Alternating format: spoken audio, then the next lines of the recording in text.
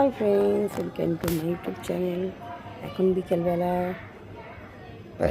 একটু বসে আছি ছাদে, শরীরটা ভালো নেই তাই জন্য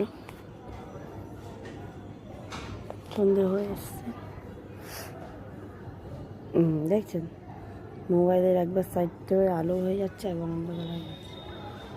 আলো অন্ধকারের মাঝে এখন কতগুলো জামা কাপড় তুলে নিয়ে যাবো, শুকিয়েছি না জানি না, কত জামা কাপড় লাইন দিয়ে সব।